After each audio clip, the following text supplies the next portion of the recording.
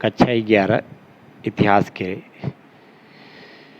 प्रिय विद्यार्थियों, आज हम आप लोगों से चैप्टर नंबर 4 इस्लाम का उदय और विस्तार लगभग 570 ईस्वी से 1200 ईस्वी के बीच की प्रमुख घटनाओं के संदर्भ में आपसे विस्तार से चर्चा करेंगे। जो हमने आपसे पहले ही बताया कि आज का विषय है इस्लाम का उदय और विस्तार। देखें आप, आज जबकि हम 21वीं शताब्दी में हैं, संसार के समस्त भागों में रहने वाले मुसलमानों की संख्या 1 अरब से अधिक है। वे भिन्न भिन्न राष्ट्रों के नागरिक हैं, अलग अलग भाषाएं बोलते हैं और उनका पहनावा भी अलग अलग किस्म का है। वे जिन तरीकों से मुसलमान बने वे भी भिन्न भिन्न प्रकार के थे और वे परिस्थितियां भी भिन्न भिन्न थी, जिनके कारण वे अपने अपने रास्तों पर चले गए। फिर भी मुस्लिम समाजों की जड़ें एक अधिक एकीकृत अतीत में समाहित हैं, जिसका प्रारंभ लगभग 1400 वर्ष पहले अरब प्रायद्वीप में हुआ था। हम इस अध्याय में इस्लाम के उदय और मिस्र से अफगानिस्तान तक के विशाल क्षेत्र में उसके विस्तार के बारे में अभी आप लोगों के बीच में चर्चा करेंगे। 600 ईस्वी से 1200 ईस्वी तक की अवधि में यह इलाका इस्लामी सभ्यता का मूल क्षेत्र था। इन शताब्दियों में इस्लामी समाज में अनेक प्रकार के राजनीतिक, सांस्कृतिक प्रतिरूप दिखते हैं। इस्लामी शब्द का प्रयोग यहाँ केवल उनके धार्मिक अर्थों में नहीं, बल्कि उस पूरे समाज और संस्कृति के लिए किया गया है जो ऐतिहासिक दृष्टि से इस्लाम से संबद्ध रही है।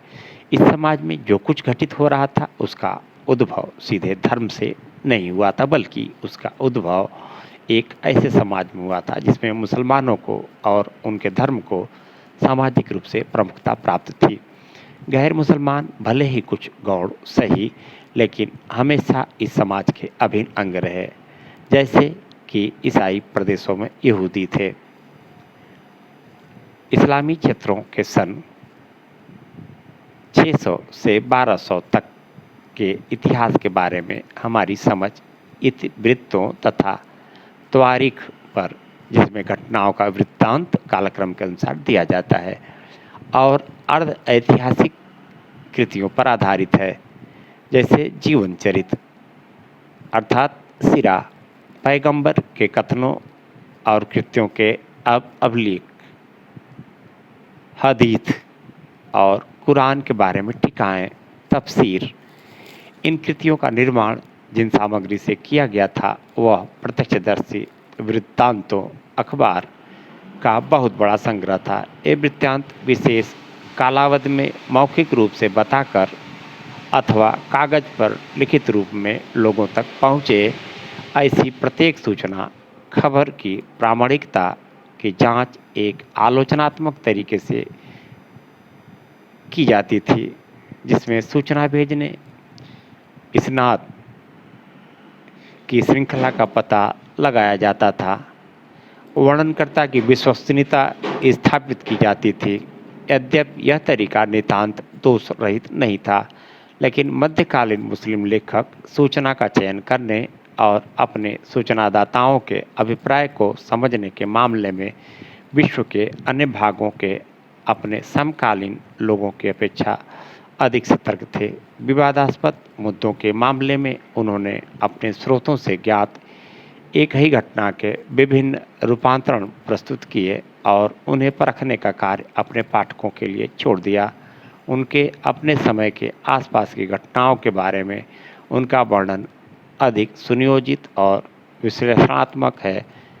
उसे अखबारों का संग्रह मात्र ही नहीं कहा जा सकता। अधिकतर ऐतिहासिक और अर्ध ऐतिहासिक रचनाएं अरबी भाषा में हैं। इनमें सर्वोत्तम कृति तबरी 923 में निधन की तारीख है, जिसका 38 खंडों में अंग्रेजी में अनुवाद किया गया। फारसी में इतिवृत्त संख्या की दृष्टि से बहुत कम है, लेकिन उनमें ईरान और मध्य एशिया के बारे में विस्तृत जानकारी दी गई है। सिरियाक अराइमेइक की एक बोली में लिखे ईसाई वृत्तांत ग्रंथ और कम है, लेकिन उससे प्रारंभिक इस्लाम के इतिहास पर महत्वपूर्ण रोशनी पड़ती है। इतिवृत्तों के अलावा हमें कानूनी पुस्तक, भूगोल, यातायात वृत्तांत और साहित्यिक रचनाएं जैसे कहानियाँ और कविताएं प्राप्त होती हैं। दस्तावेजी साक्ष्य, लेखों के खंडित अंश जैसे सरकारी आदेश अथवा निजी पत्राचार इतिहास लेखन के लिए सर्वाधिक बहुमूल्य हैं, क्योंकि इनमें पूर्व चिंतन कर घटनाओं और व्यक्तियों का उल्लेख नहीं होता। लगभग समूचा साक्ष्य यूनानी और अरबी पैपाइरस, जो प्रशासनिक इतिहास के लिए बढ़िया है, और गेनिजा अभिलेखों से प्राप्त होता है। कुछ साक्ष्य पुरातात्विक उजड़े महलों में की गई खुदाई, मुद्रा शास्त्रीय सिक्कों का अध्ययन और पुरालेखीय शिलालेखों का अध्ययन स्रोतों से उभरकर सामने आते हैं। ये आर्थिक इतिहास, कला इतिहास, नामों और तारीखों के प्रमाणीकरण के लिए बहुमूल्य हैं। सही मायने में इस्लाम के इतिहास ग्रंथ लिखे जाने का कार्य 19वीं शताब्दी में जर्मनी और नीदरलैंड के विश्वविद्यालयों के प्रोफेसरों द्वारा शुरू किया गया। मध्य पूर्व और उत्तरी अफ्रीका में औपनिवेशिक हितों से फ्रांसीसी और ब्रिटिश शोधकर्ताओं को भी इस्लाम का अध्ययन करने के लिए प्रोत्साहन मिला। ईसाई पादरियों ने इस्लाम के इतिहास की ओर बारीकी से ध्यान दिया और कुछ अच्छी पुस्तकें लिखी। हालांकि उनकी दिलचस्पी मुख्यतः इस्लाम की तुलना ईसाई धर्म से करने में रही। ये विद्वान, जिन्हें प्राच्यविद कहा जाता है, अरबी और फारसी के ज्ञान के लिए और मूल ग्रंथों के आलोचनात्मक विश्लेषण के लिए प्रसिद्ध हैं। इग्नाज गोल्डचिहर हंगरी के एक यहूदी थे, जिन्होंने काहिरा के इस्लामी कॉलेज अल अजहर में अध्ययन किया और जर्मन भाषा में इस्लामी कानून और धर्म विज्ञान के बारे में नई राह दिखाने वाली पुस्तकें लिखी। इस्लाम के 20वीं शताब्दी के इतिहासकारों ने अधिकतर प्राच्यविदों की रुचियों और उनके तरीकों का ही अनुसरण किया है। उन्होंने नए विषयों पर शामिल करके इस्लाम के इतिहास के दायरे का विस्तार किया है और अर्थशास्त्र, मानव विज्ञान और सांख्यिकी जैसे संबद्ध विषयों का इस्तेमाल करके प्राच्य अध्ययन के बहुत से पहलुओं का परिष्करण किया है। इस्लाम का इतिहास लेखन इस बात का एक अच्छा उदाहरण है कि इतिहास के आधुनिक तरीकों का इस्तेमाल करके धर्म का अध्ययन किस प्रकार किया जा सकता है, ऐसे लोगों द्वारा जो स्वयं अध्ययन करने वाले धर्म के अनुयायी न हों। अरब में इस्लाम का उदय। आगे बढ़ें इसके पहले आप उन शब्दों को देख लें आप, जैसे अभी चर्चा हो रही थी। एक चीज़ आया था अभी, यहाँ पर आप देखें,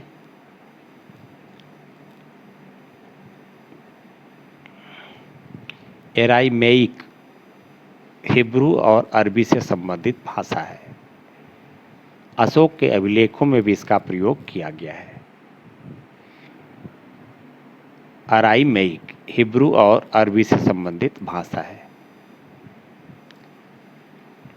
फिर आगे देखें आप, कबीले रक्त संबंधों, वास्तविक या काल्पनिक, पर संगठित समाज होते थे।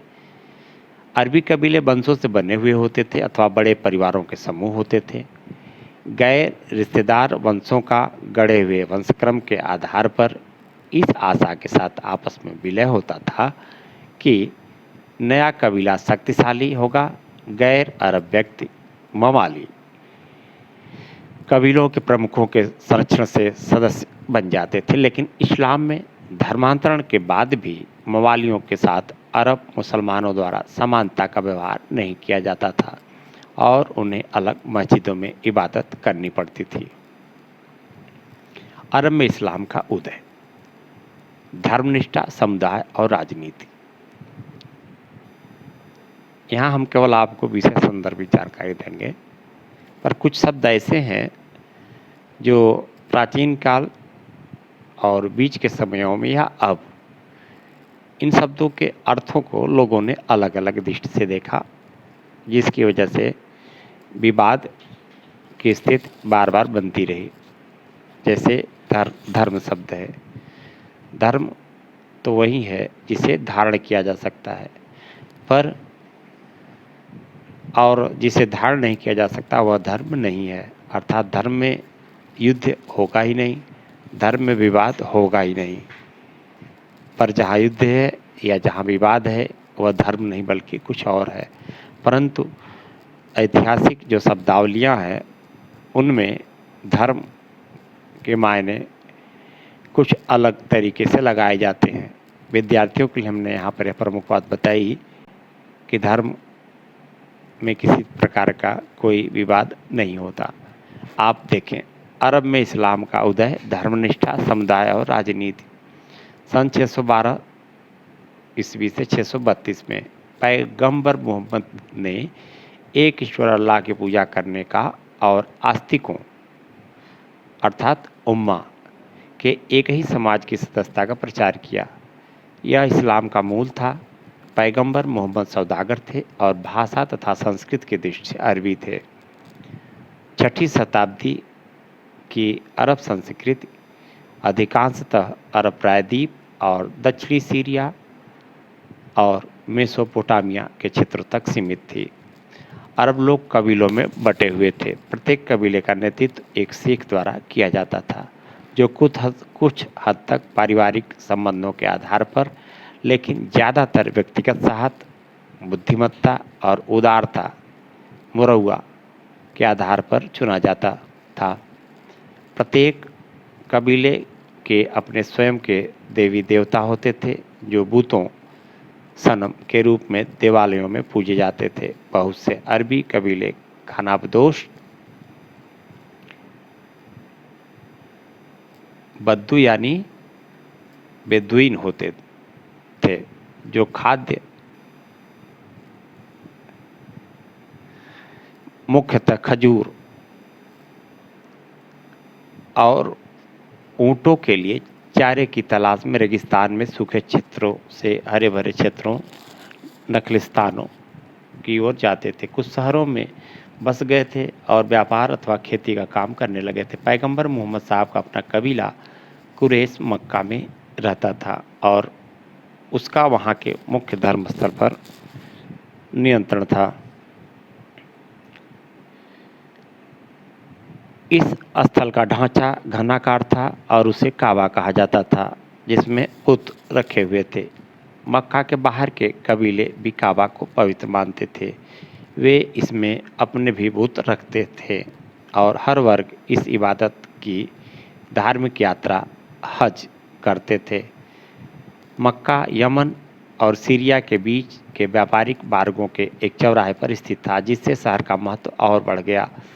काबा को एक ऐसी पवित्र जगह हरम माना जाता था जहाँ हिंसा वर्जित थी। सभी दर्शनार्थियों को सुरक्षा प्रदान की जाती थी। तीर्थयात्रा और व्यापार ने खानाबदोश और बसे हुए कबीलों को एक दूसरे के साथ बातचीत करने और अपने विश्वासों, रीति रिवाजों को आपस में बांटने का मौका दिया। हालांकि बहुदेहवादी अरबों को अल्लाह कहे जाने वाले परमात्मा की धारणा के बारे में अस्पष्ट सी ही जानकारी थी, संभवतः उनके बीच रहने वाले यहूदी और ईसाई कबीलों के प्रभाव के कारण। लेकिन मूर्तियों और इबादत गाहों के साथ उनका लगाव सीधा और मजबूत था। सन 612 के आसपास पैगंबर मोहम्मद ने अपने आप को खुदा का संदेशवाहक रसूल घोषित किया, जिन्हें यह प्रचार करने का आदेश दिया गया था कि केवल अल्लाह की ही इबादत यानी आराधना की जानी चाहिए। इबादत की विधियाँ बड़ी सरल थी, जैसे दैनिक प्रार्थना, सलात और नैतिक सिद्धांत जैसे खैरात बांटना और चोरी न करना। पैगंबर मोहम्मद ने बताया कि उन्हें आस्तिकों उम्मा के ऐसे समाज की स्थापना करनी है जो सामान्य धार्मिक विश्वासों के जरिए आपस में जुड़े हुए हों। इस समाज के लोग ईश्वर के सामने और अन्य धार्मिक समुदायों के समक्ष धर्म के अस्तित्व में अपना विश्वास शहादा प्रकट करते थे। पैगंबर मोहम्मद के संदेश ने मक्का के उन लोगों को विशेष रूप से प्रभावित किया जो अपने आप को व्यापार और धर्म के लाभों से वंचित महसूस करते थे। एक नई सामुदायिक पहचान की बाट देखते थे जो इस धर्म सिद्धांत को स्वीकार कर लेते थे उन्हें मुस्लिम कहा जाता था। उन्हें क़यामत के दिन मुक्ति और धरती पर रहते हुए समाज के संसाधनों में हिस्सा देने का आश्वासन दिया जाता था। मुसलमानों को शीघ्र ही मक्का के समृद्ध लोगों के भारी विरोध का सामना करना पड़ा, जिन्हें देवी देवताओं का ठुकराया जाना बुरा लगा था और जिन्होंने नए धर्म को मक्का की प्रतिष्ठा और समृद्धि के लिए खतरा समझा था। सन 622 ईस्वी में पैगंबर मोहम्मद को अपने अनुयायियों के साथ मदीना कूच कर जाने के लिए मजबूर होना पड़ा। पैगंबर मोहम्मद की इस यात्रा हिजरा से इस्लाम के इतिहास में एक नया मोड़ आया। जिस वर्ष उनका आगमन मदीना में हुआ उस वर्ष से मुस्लिम कैलेंडर यानी हिजरी सन की शुरुआत हुई। देखें आप संदेश किस प्रकार से दिया जाता था।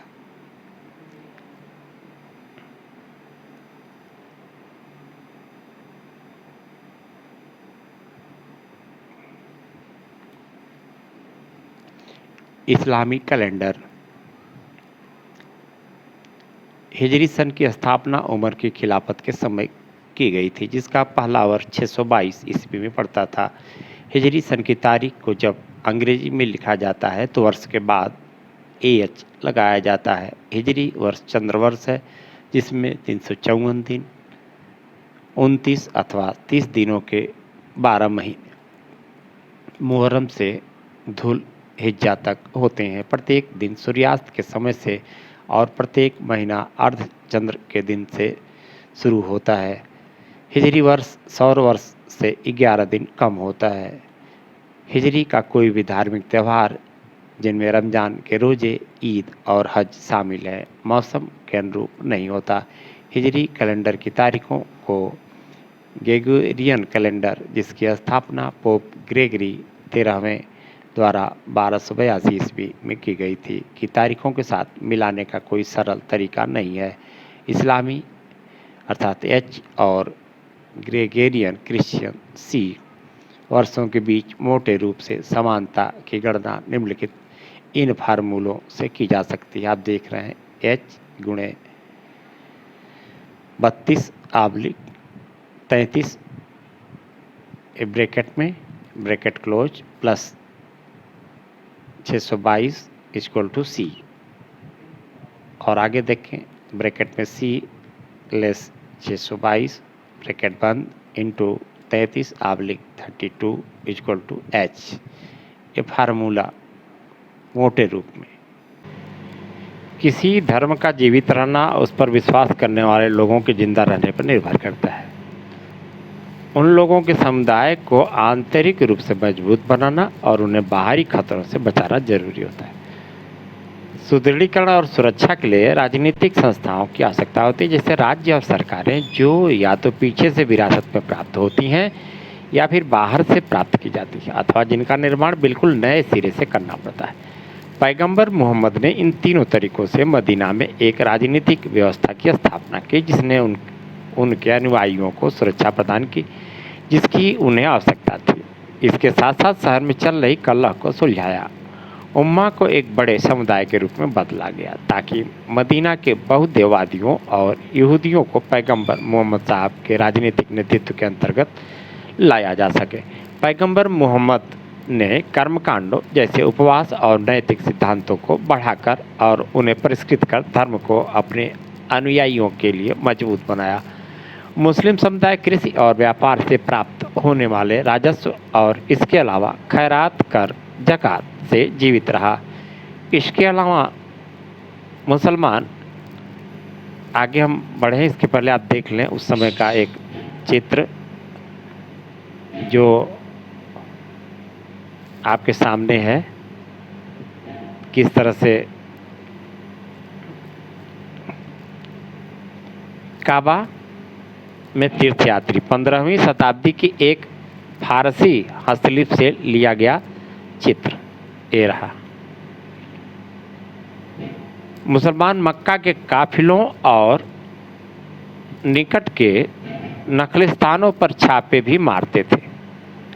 इन छापों और धावों से मक्का के लोगों में प्रतिक्रिया हुई और मदीना के यहूदियों के साथ दरार उत्पन्न हुई।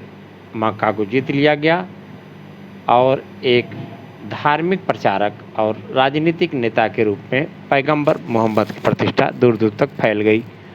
पैगंबर मोहम्मद ने अब समुदाय की सदस्यता के लिए धर्मांतरण को एकमात्र कसौटी माना और इस बात पर बल दिया। रेगिस्तान की कठोर परिस्थितियों अरबों ने शक्ति और एकता को महत्वपूर्ण माना। पैगंबर मोहम्मद की उपलब्धियों से प्रभावित होकर बहुत से कबीलों, अधिकांशतः बद्दुओं ने अपना धर्म बदलकर इस्लाम को अपना लिया, उस समाज में शामिल हो गए। पैगंबर मोहम्मद द्वारा संरचित गठजोड़ का फैलाव समूचे अरब में हो गया। मदीना उभरते हुए इस्लामी राज्य का प्रशासनिक राजधानी और मक्का उसका धार्मिक केंद्र बन गया। काबा से बुतों को हटा दिया गया था क्योंकि मुस्लिमों के लिए यह जरूरी था कि वे उस स्थल की ओर मुँह करके इबादत करें। पैगंबर मोहम्मद को थोड़े ही समय में अरब प्रदेश के काफ़ी बड़े भाग को एक नए धर्म, समुदाय और राज्य के अंतर्गत लाने में सफलता मिल गई। प्रारंभिक इस्लामी राज्य व्यवस्था काफ़ी लंबे समय तक अरब कबीलों और कुलों का राज्य संघ बनी रही। खलीफाओं का शासन विस्तार, गृह युद्ध और संप्रदाय निर्माण। सन 632 में पैगंबर मोहम्मद के देहांत के बाद कोई भी व्यक्ति वैध रूप से इस्लाम का अगला पैगंबर होने का दावा नहीं कर सकता था। इसके परिणाम स्वरूप उनकी राजनीतिक सत्ता उत्तराधिकार के किसी सुस्थापित सिद्धांत के अभाव में उम्मा को अंतरित कर दी गई। इससे नवाचारों के लिए अवसर उत्पन्न हुए, लेकिन इससे मुसलमानों में गहरे मतभेद भी पैदा हो गए। सबसे बड़ा नवपरिवर्तन यह हुआ कि खिलाफत की संस्था का निर्माण हुआ, जिसमें समुदाय का नेता अमीर उल मोमिनीन पैगंबर का प्रतिनिधि खलीफा बन गया।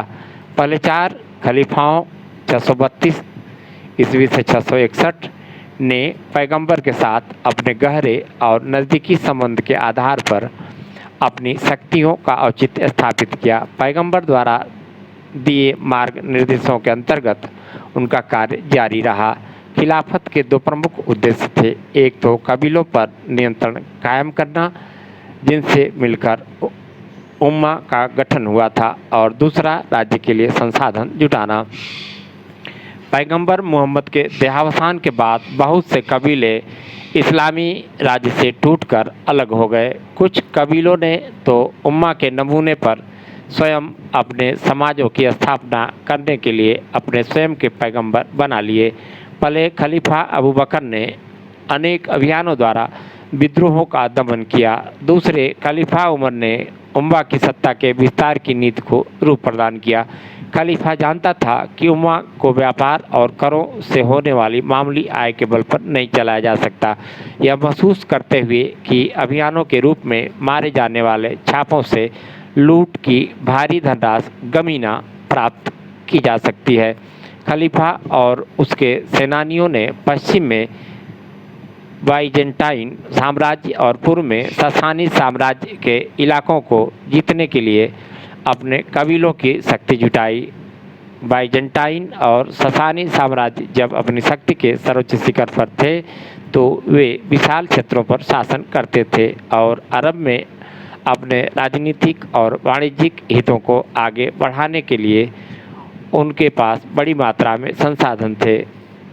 बाइजेंटाइन साम्राज्य ईसाई मत को बढ़ावा देता था। ससानी साम्राज्य ईरान के प्राचीन धर्म जरथुस्त्र धर्म को संरक्षण प्रदान करता था। अरबों के आक्रमण के समय इन दोनों साम्राज्यों की शक्ति में धार्मिक संघर्षों और अभिजात वर्गों के विद्रोह के कारण गिरावट आ चुकी थी। इसके कारण युद्धों और संधियों के जरिए उन्हें अपने अधीन लाना आसान हो गया। 3 सफल अभियानों 637 से 642 में अरबों ने सीरिया, इराक, ईरान और मिस्र को मदीना के नियंत्रण में ला दिया। सामरिक नीति, धार्मिक जोश और विरोधियों की कमजोरियों ने अरबों की सफलता में योगदान दिया। तीसरा खलीफा उस्मान ने अपना नियंत्रण मध्य एशिया तक बढ़ाने के लिए और अभियान चलाया। पैगंबर मोहम्मद की मृत्यु के एक दशक के अंदर अरब इस्लामी राज्य ने नील और आक्सस के बीच के विशाल क्षेत्र को अपने नियंत्रण में ले लिया। ये इलाके आज तक मुस्लिम शासन के अंतर्गत हैं। जीते गए सभी प्रांतों में खलीफाओं ने नया प्रशासनिक ढांचा लागू किया, जिसके अध्यक्ष गवर्नर, अमीर और कबीलों के मुखिया अशरफ थे। केंद्रीय राजकोष बैत अलमाल अपना राजस्व मुसलमानों द्वारा अदा किए जाने वाले करों से और इसके अलावा धाओं से मिलने वाली लूट में अपने हिस्से से प्राप्त करता था। खलीफा के सैनिक, जिनमें अधिकतर बेदुइन थे, रेगिस्तान के किनारों पर बसे शहरों जैसे कूफा और बसरा में शिविरों में रहते थे, ताकि वे अपने प्राकृतिक आवास स्थलों के निकट और खलीफा की कमान के अंतर्गत बने रहें। शासक वर्ग और सैनिकों को लूट में हिस्सा मिलता था और मासिक अदायगियां अता प्राप्त होती थीं। गैर मुस्लिम लोगों द्वारा करों, खराज और जिजिया को अदा करने पर उनका संपत्ति का और धार्मिक कार्यों को संपन्न करने का अधिकार बना रहता था। यहूदी और ईसाई राज्य के संरक्षित लोग धिम्मिस घोषित किए गए और अपने समुदाय कार्यों को करने के लिए उन्हें काफ़ी अधिक स्वायत्तता दी गई थी।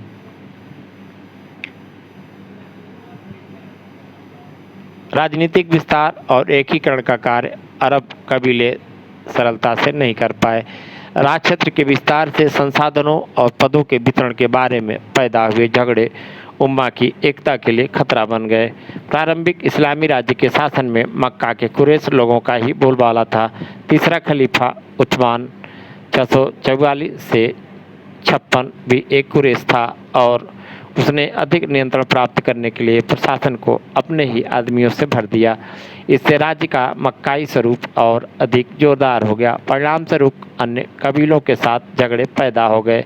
इराक और मिस्र में तो विरोध था ही, अब मदीने में भी विरोध उत्पन्न हो जाने के परिणाम स्वरूप उस्मान की हत्या कर दी गई। उस्मान की मृत्यु के बाद अली को चौथा खलीफा नियुक्त किया गया।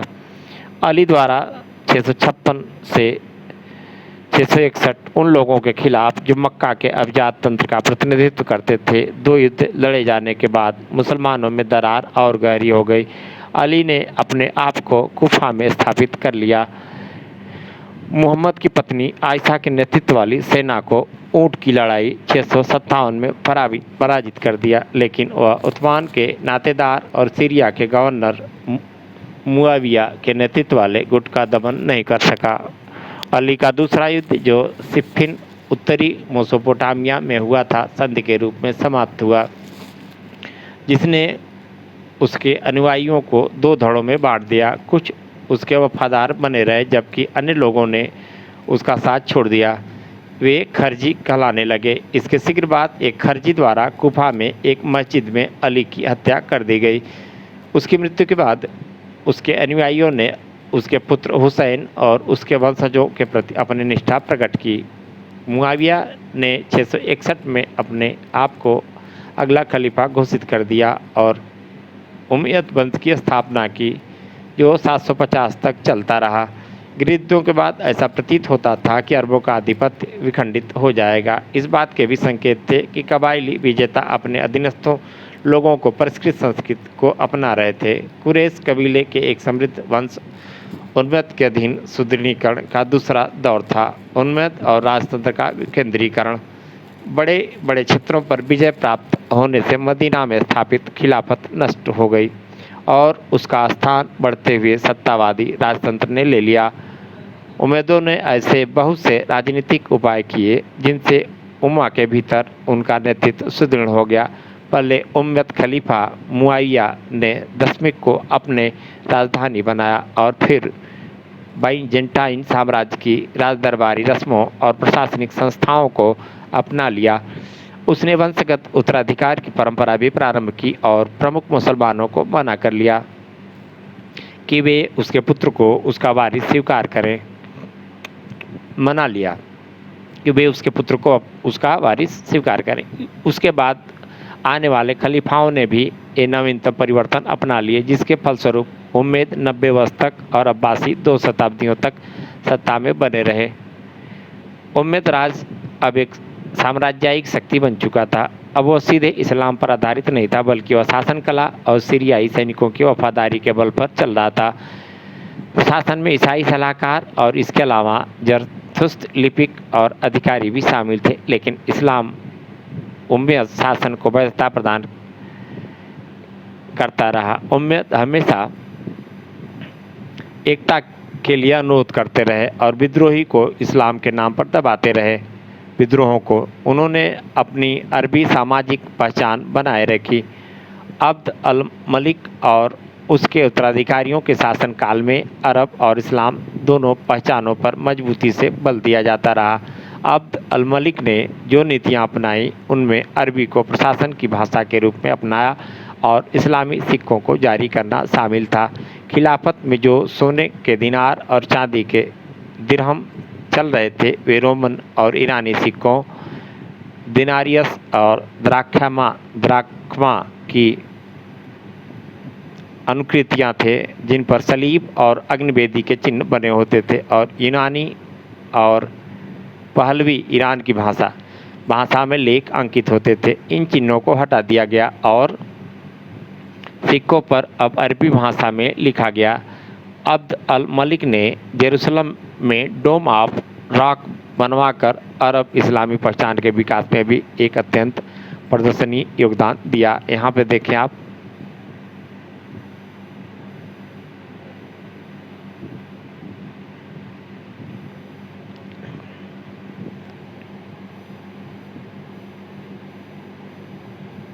पथरीले टीले के ऊपर अब्द अल मलिक द्वारा निर्मित चट्टान का गुंबद इस्लामी वास्तुकला के एक पहला बड़ा नमूना है। जेरूसलम नगर की मुस्लिम संस्कृति के प्रतीक के रूप में इस स्मारक का निर्माण किया गया। पैगंबर मोहम्मद की स्वर्ग की ओर की रात्रि यात्रा मिराज से यह स्मारक जुड़ गया है।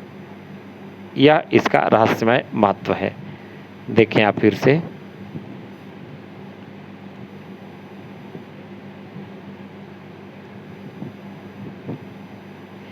सिक्कों में अब्द अल मलिक द्वारा सुधार। नीचे दिखाए गए सिक्कों से आप अभी देखें, ये जो चित्र आपको दिखा रहे हैं, क्रमशः चित्र के बारे में भी जान लें आप। बाइजेंटाइन का सोने का बना सॉलिडस, जिसमें सम्राट हेरोक्लियस व उसके दो पुत्रों को दिखाया गया। इसमें देखें,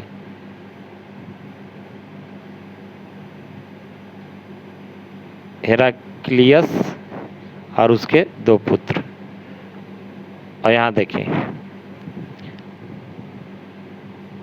अब्द अल मलिक द्वारा अपने नाम व रूप के साथ ढाला गया सोने का दिनार ए। यहाँ देखें आप, बदला हुआ दिनार जिस पर केवल लिखावट मिलती है, इस पर कलिमा गढ़ी हुई है। अल्लाह के सिवा कोई अन्य खुदा नहीं और अल्लाह का कोई शरीक नहीं है। एक कलमा लिखा हुआ है इस पर। इसके बारे में आप देखें, सिक्कों से यह पता चलता है कि बाइजेंटाइन मुद्रा प्रणाली से अरबी इस्लामी प्रणाली में परिवर्तन कैसे आया। दूसरे सिक्के पर दिखाया गया लंबे बालों व दाढ़ी वाला खलीफा पारंपरिक अरबी कपड़े पहने हुए है, उसके हाथ में तलवार है। उस समय के मुसलमानों की जो तस्वीर हमें मिली है उनमें यह पहली है। अपने में यह खास भी है क्योंकि बाद में कला व शिल्प में प्राणियों के प्रतिरूपण के प्रति विरोध होने लगा। अब्द अल मलिक के मौद्रिक सुधार उसके राज्य वित्त के पुनर्गठन से जुड़े हुए थे। अब्द अल मलिक की सिक्के ढालने की प्रक्रिया इतनी सफल थी कि तीसरे सिक्के के प्रारूप व वजन के अनुसार ही कई शताब्दियां तक सिक्के ढाले जाते रहे। ये देखें आप, ये सिक्का। अब्बासी क्रांति। मुस्लिम राजनीतिक व्यवस्था के केंद्रीकरण की सफलता के लिए उम्मयद वंश को भारी कीमत चुकानी पड़ी। दवा नामक एक सुनियोजित आंदोलन ने उम्मयद वंश को उखाड़ फेंका। 750 में इस वंश की जगह अब्बासियों ने ले ली, जो मक्का के ही थे। अब्बासियों ने उम्मयद शासन को दुष्ट बताया और यह दावा किया कि वे पैगंबर मोहम्मद के मूल इस्लाम की पुनर्स्थापना करेंगे। इस क्रांति से केवल वंश का ही परिवर्तन नहीं हुआ, बल्कि इस्लाम के राजनीतिक ढांचे और उसकी संस्कृति में भी बदलाव आए। अब्बासियों का विद्रोह खुरासान पूर्वी ईरान के बहुत दूर स्थित क्षेत्र में प्रारंभ हुआ, जहां पर दमिश्क ने बहुत तेज दौड़ने वाले घोड़े से 20 दिन में पहुंचा जा सकता था। दमिश्क से खुरासान में अरब ईरानियों की मिलीजुली आबादी थी, जिसे विभिन्न कारणों से एकजुट किया जा सका। यहाँ पर अरब सैनिक अधिकांशतः इराक से आए थे और वे सीरियाई लोगों के प्रभुत्व से नाराज थे। खुरासान के अरब नागरिक उम्मयद शासन को इसलिए नापसंद करते थे कि उन्होंने करों में रियायतें और विशेषाधिकार देने के जो वायदे किए थे वे पूरे नहीं किए गए थे। जहाँ तक ईरानी मुसलमानों मवालियों का संबंध है, उन्हें अपनी जातीय चेतना से ग्रस्त अरबों के तिरस्कार का शिकार होना पड़ा था और वे उम्मयदों को बाहर निकालने के किसी भी अभियान में शामिल होने के इच्छुक थे। अब्बासियों ने, जो पैगंबर के चाचा अब्बास के वंशज थे, विभिन्न असहमत समूहों का समर्थन प्राप्त कर लिया और यह वचन देकर कि पैगंबर के परिवार अहल अल बैत का कोई मसीहा महदी उन्हें उम्मयदों के दमनकारी शासन से मुक्त कराएगा, सत्ता प्राप्त करने के अपने प्रयत्न को वैध ठहराया। उनकी सेना का नेतृत्व एक ईरानी गुलाम अबू मुस्लिम ने किया, जिसने अंतिम उम्मयद खलीफा मारवान को जब नदी पर हुई लड़ाई में हराया। अब्बासी शासन के अंतर्गत अरबों के प्रभाव में गिरावट आई, जबकि ईरानी संस्कृति का महत्व बढ़ गया। अब्बासियों ने अपनी राजधानी प्राचीन ईरानी महानगर टेसिफोन के खंडहरों के निकट बगदाद में स्थापित की। इराक और खुरासान की अपेक्षा अधिक भागीदारी सुनिश्चित करने के लिए सेना और नौकरशाही का पुनर्गठन गैर कबीलाई आधार पर किया गया। अब्बासी शासकों ने खिलाफत की धार्मिक स्थिति और कार्यों को मजबूत बनाया, इस्लामी संस्थाओं और विद्वानों को संरक्षण प्रदान किया, लेकिन सरकार और साम्राज्य की ज़रूरतों ने उन्हें राज्य के केंद्रीय स्वरूप को बनाए रखने के लिए मजबूर किया। उन्होंने उम्मयदों के शानदार शाही वास्तुकला और राज दरबार के व्यापक समारोहों की परंपराओं को बराबर कायम रखा। जिस शासन को पहले इस बात पर गर्व था कि उसने राजतंत्र को समाप्त कर दिया, उससे ही राजतंत्र को फिर से समाप्ति करने के लिए मजबूर होना पड़ा। ये देखें आप, इसके बारे में जान लें।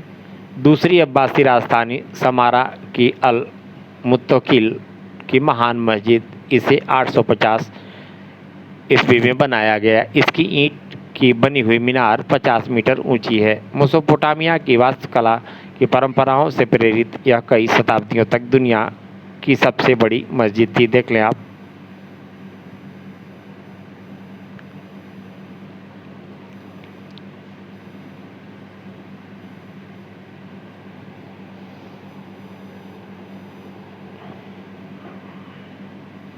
फिर से इसका परिचय बता दें। 850 ईस्वी में बनाया गया, मीनार 50 मीटर ऊंची है। मेसोपोटामिया की वास्तुकला की परंपराओं से प्रेरित यह कई शताब्दियों तक दुनिया की सबसे बड़ी मस्जिद थी। खिलाफत का विघटन और सल्तनतों का उदय। अब्बासी राज्य 9वीं शताब्दी से कमज़ोर होता गया, क्योंकि दूर के प्रांतों पर बगदाद का नियंत्रण कम हो गया था। इसका एक कारण यह भी था कि सेना और नौकरशाही में अरब समर्थक और ईरान समर्थक गुटों में आपस में झगड़ा हो गया था। सन 810 में खलीफा हारून अल रशीद के पुत्रों अमीन मामून के समर्थकों के बीच गृहयुद्ध शुरू हो गया, जिसने गुटबंदी और गहरी हो गई। तुर्की गुलाम अधिकारियों मामलुक का एक नया शक्ति गुट बन गया। शिवाओं ने एक बार फिर सुन्नी रूढ़वादिता के साथ सत्ता के लिए प्रतियोगिता की। बहुत से नए छोटे राजवंश उत्पन्न हो गए। खुरासान और ट्रांसोक्सियाना यानी तुरान अथवा आक्सस के पार वाले इलाके में ताहिरी और समानी वंश और मिस्र तथा सीरिया में तुलनी वंश। अब्बासियों की सत्ता जल्दी ही मध्य इराक और पश्चिमी ईरान तक सीमित रह गई। सन 945 में वह छिन गई, जब ईरान के कैस्पियन क्षेत्र डेलाम के बुवाही नामक सिया वंश ने बगदाद पर कब्जा कर लिया। बुवाही शासकों ने विभिन्न उपाधियां धारण की, जिनमें एक प्राचीन ईरानी पदवी शहंशाह राजाओं का राजा भी शामिल थी, लेकिन खलीफा की पदवी धारण नहीं की। उन्होंने अब्बास खलीफा को अपने सुन्नी प्रजाजनों के प्रतीकात्मक मुखिया के रूप में बनाए रखा। खिलाफत को समाप्त न करने का फैसला बड़ा चतुराईपूर्ण था, क्योंकि एक अन्य शिया राजवंश फातिमी की महत्वाकांक्षा थी कि वह इस्लामी जगत पर शासन करे। फातिमी का संबंध शिया संप्रदाय के एक उप संप्रदाय इस्लामी से था। उनका दावा था कि पैगंबर की बेटी फातिमा वे के वंशज हैं, इसलिए वे इस्लाम के एकमात्र न्यायसंगत शासक हैं। उत्तरी अफ्रीका में अपने अड्डे से उन्होंने 969 में मिस्र को जीता और फातिमी खिलाफत की स्थापना की। मिस्र को पुरानी राजधानी फुस्तात की बजाय एक नए शहर काहिरा को राजधानी बनाया गया, जिसकी स्थापना मंगल ग्रह मरीखी जैसे अल काहिर भी कहा जाता है के उदय होने के दिन की गई थी। दोनों प्रतिस्पर्धी राजवंशों ने शिया प्रशासकों, कवियों और विद्वानों को आश्रय प्रदान किया। सन 950 से 1200 के बीच इस्लामी समाज किसी एकल राजनीतिक व्यवस्था अथवा किसी संस्कृति की एकल भाषी अरबी से नहीं, बल्कि सामान्य आर्थिक और सांस्कृतिक प्रतिरूपों से एकजुट बना रहा। राजनीतिक विभाजनों के बावजूद एकता कायम रखने के लिए राज्य और समाज को अलग करके देखा गया। इस्लामी उच्च संस्कृति की भाषा के रूप में फारसी का विकास किया गया। इस एकता के निर्माण में बौद्धिक परंपराओं के बीच संवाद की परिपक्वता की भी भूमिका थी। विद्वान, कलाकार और व्यापारी इस्लामी दुनिया के भीतर मुक्त रूप से घूमते फिरते और आते जाते थे। विचारों तथा तौर तरीकों का प्रसार सुनिश्चित करते थे। इनमें से कुछ धर्मांतरण के कारण गांवों के स्तर तक नीचे पहुंच गए। मुसलमानों की जनसंख्या जो उम्मयद काल और प्रारंभिक अब्बास काल में 10% से कम थी, आगे चलकर बहुत अधिक हो गई। फिर अन्य धर्मों से अलग धर्म सांस्कृतिक प्रणाली के रूप में इस्लाम की पहचान अधिक सुस्पष्ट हो गई। इससे धर्मांतरण संभव और अर्थवान प्रतीत हुआ।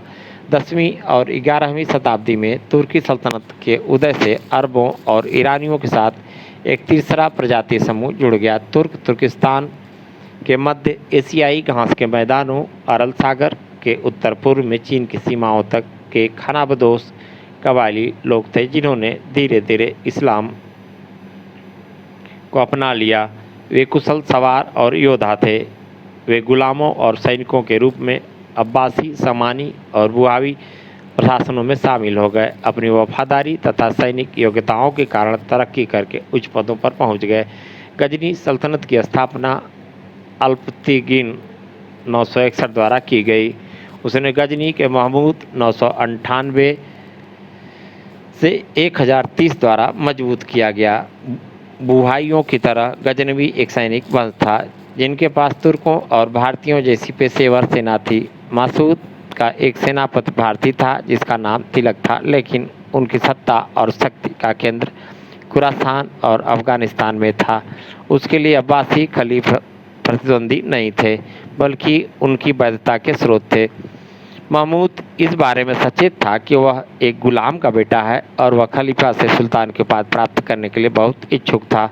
खलीफा शिया सत्ता के प्रति संतुलनकारी गढ़ के रूप में गजनवी को, जो सुन्नी था, समर्थन देने के लिए राजी था।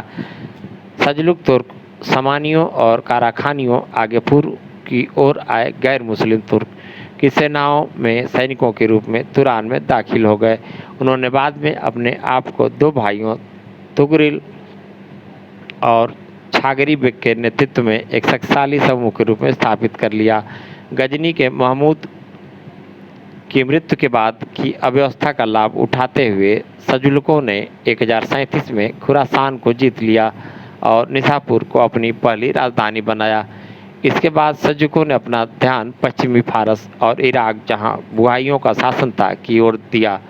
1055 में बगदाद को पुनः सुन्नी शासन के अधीन कर दिया। खलीफा अल कायम ने तुगरिल बेग को सुल्तान की उपाधि प्रदान की, जो एक ऐसी कार्रवाई थी जिसने धार्मिक सत्ता को राजनीतिक सत्ता से अलग कर दिया। दोनों सल्जुक भाइयों ने परिवार द्वारा शासन चलाने की कबायली धारणा के अनुसार इकट्ठे मिलकर शासन किया। भतीजा अल अरसलन उसका उत्तराधिकारी बना। अल्प असरन के शासन के दौरान सल्जुक साम्राज्य का विस्तार अनातोलिया आधुनिक तुर्की तक हो गया। 11वीं से 13वीं शताब्दी तक की अवधि में यूरोपीय ईसाई और अरब राज्यों के बीच काफ़ी अधिक लड़ाई झगड़े हुए। इसकी चर्चा आगे की गई है। फिर 13वीं शताब्दी के प्रारंभ में मुस्लिम जगत ने अपने आप को एक बहुत बड़े विनाश के कगार पर पाया। यह मंगोलों की ओर से आने वाला खतरा था। यह सुव्यवस्थित सभ्यता खानाबदोशों की ओर से आने वाला अंतिम किंतु सबसे अधिक निर्णायक आक्रमण था। धर्म युद्ध। मध्यकाल के इस्लामी समाजों में ईसाइयों को पुस्तक वाले लोग अहल अल किताब समझा जाता था, क्योंकि उनके पास उनका अपना धर्म ग्रंथ न्यू टेस्टामेंट अथवा इंजिल था। व्यापारियों, तीर्थयात्रियों, राजदूतों और यात्रियों के रूप में मुस्लिम राज्यों में आने वाले ईसाइयों को सुरक्षा, अमन प्रदान की जाती थी। इन क्षेत्रों में वे क्षेत्र भी शामिल थे जिन पर कभी बाइजेंटाइन साम्राज्य का कब्जा था, विशेष रूप से फिलिस्तीन की पवित्र भूमि। अरबों ने जेरूसलम को 638 में जीत लिया था, लेकिन वह ईसाइयों की कल्पना में ईसा के क्रूसारोपण और पुनरुज्जीवन के स्थान के रूप में हमेशा विद्यमान था। ईसाई यूरोप में मुस्लिम जगत की छवि के निर्माण में यह एक महत्वपूर्ण तत्व था। मुस्लिम जगत के प्रति शत्रुता 11वीं शताब्दी में और अधिक स्पष्ट हो गई। नॉर्मनों, हंगरी वासियों और कुछ स्लाव लोगों को ईसाई बना लिया गया। केवल मुसलमान मुख्य शत्रु रह गए थे। 11वीं शताब्दी में पश्चिमी यूरोप के सामाजिक और आर्थिक संगठनों में भी परिवर्तन हो गया, जिसमें ईसाई जगत और इस्लामी जगत के बीच शत्रुता को बढ़ाने में योगदान मिला। पादरी और योद्धा वर्ग, पहले दो वर्ग, राजनीतिक स्थिरता और कृषि तथा व्यापार पर आधारित आर्थिक विकास सुनिश्चित करने के प्रयत्न कर रहे थे। प्रतिस्पर्धी सामंती राज्यों के बीच सैनिक मुठभेड़ की संभावना और लूटमार पर आधारित अर्थव्यवस्था के पुनरुदय को ईश्वरीय शांति, पीस ऑफ गॉड आंदोलन द्वारा रोका गया था। कुछ क्षेत्रों में पूजा स्थलों के निकट चर्च के कैलेंडर में पवित्र मानी जाने वाली कुछ अवधियों और कुछ कमजोर सामाजिक समूहों जैसे पादरियों और आम लोगों के खिलाफ सभी प्रकार की सैनिक हिंसा वर्जित की गई थी। ईश्वरीय शांति आंदोलन ने सामंती समाज की आक्रमणकारी प्रवृत्तियों को ईसाई जगत से हटाकर ईश्वर के शत्रुओं की ओर मोड़ दिया।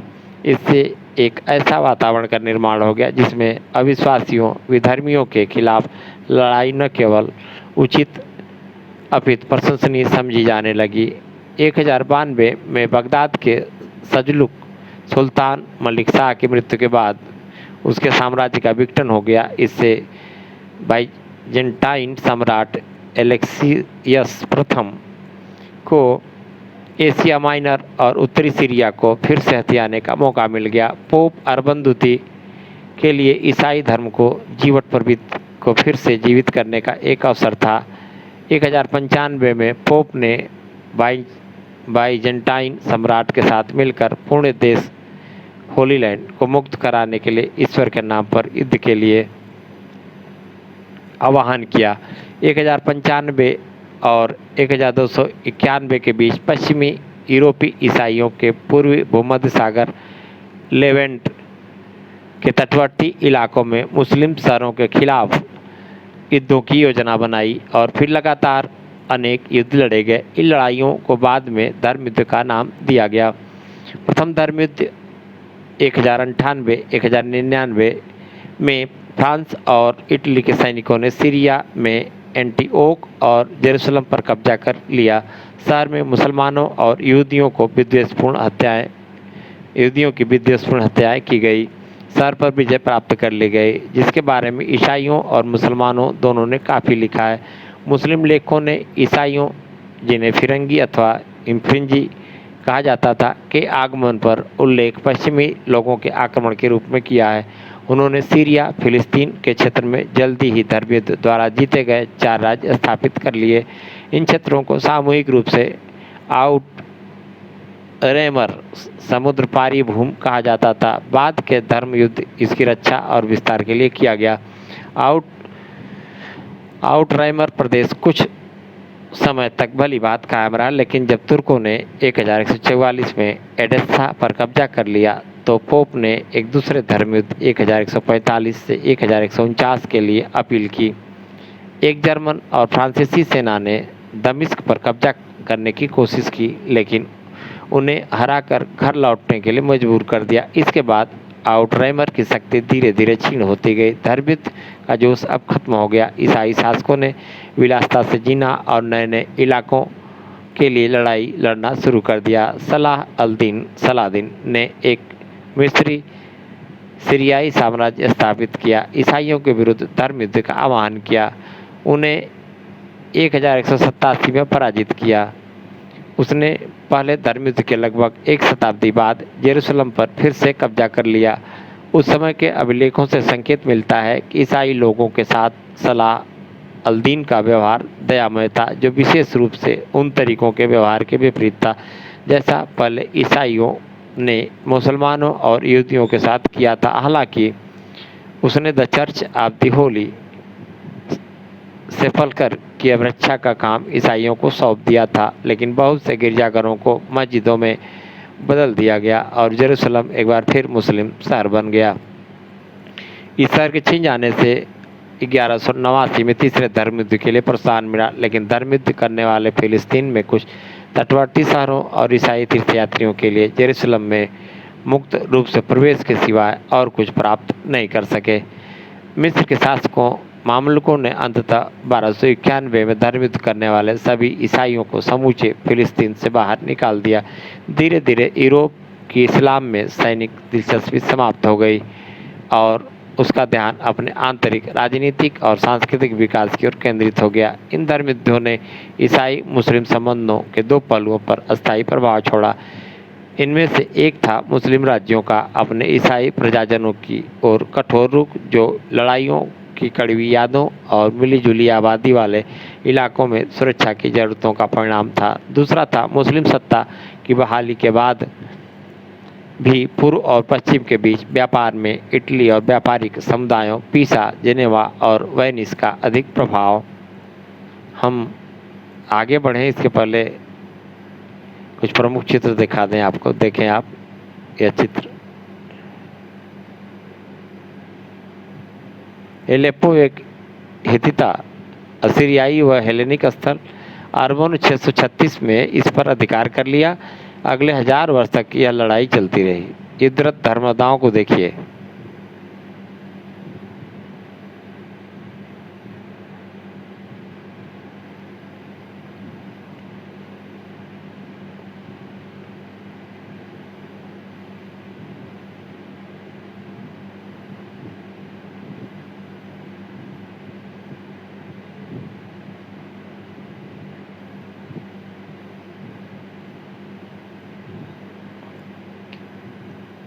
सीरिया में फ्रैंक अपने अधीन किए गए मुस्लिम लोगों के साथ विभिन्न फ्रैंक पश्चिमी देशों के नागरिक जो धर्म युद्धों में विजयी हुए अभिजातों का व्यवहार भिन्न भिन्न प्रकार का था। शुरू के धर्म युद्धकारी जो सीरिया और फिलिस्तीन में बस गए थे, बाद में आने वालों की तुलना में आमतौर पर मुस्लिम आबादी के प्रति अधिक सहिष्णु थे।